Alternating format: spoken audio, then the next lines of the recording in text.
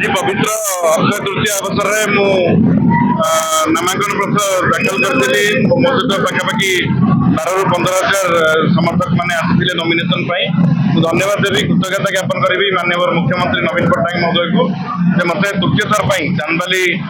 विधायक भाव में लड़ाई सुजोग देते आम चांदबाली को विगत 10 वर्ष भितर बहुत डेवलपमेंट काम करूँ जहाँ जहाँ कमिटमेंट करूँ चांदबाली जो मौलिक समस्या थिला तार सब समाधान करूँ आम निर्वाचन को जाऊँ आशा करुँच लोक मैंने निश्चित भाव में विगत 2 थर भाया एथर आशीर्वाद देवे एवं माननीय मुख्यमंत्री नवीन पट्टनायक 6ठ थर मुख्यमंत्री हे सारा भारत वर्ष में गोटे विरल रेकर्ड प्रतिष्ठा करेंगे सर्वाधिक समय मुख्यमंत्री होबार तेणु माननीय मुख्यमंत्री नवीन पट्टनायक 6ठ थर मुख्यमंत्री हवा एवं चांदबाली विजु जनता दल गोटे विपुल भोट परिमाण में जितवा यहाँ बर्तमान जो ये परिस्थिति जना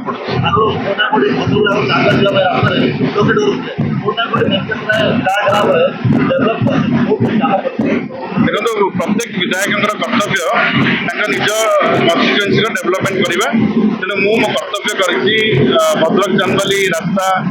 चांदबाली रे लाइन रोना 100 कोटी टंकार ग्रिड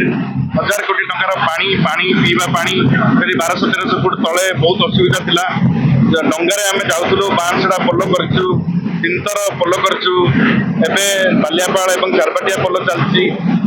खणिया और 65 पोल को टेंडर को जाइए तेणु एमती अनेक कम चांदबाली चांदबाली को डेवलपमेंट करने stadium indoor stadium town hall टू आरंभ करके लाइब्रेरी को आरंभ करके विशेषकर चांदबाली मेडिकल को 6 बंगला विशिष्ट करमती अनेक डेवलपमेंट कम कर चांदबाली जोटा पाखापाखि 4,000 कोटी टंकार कम कर सबुठ बड़ कथा हूँ बिजुली सड़क पानी 3टा चांदबाली नथिला तेणु पानी 2-3 मास भर कम सरी आसानी मिल तेणु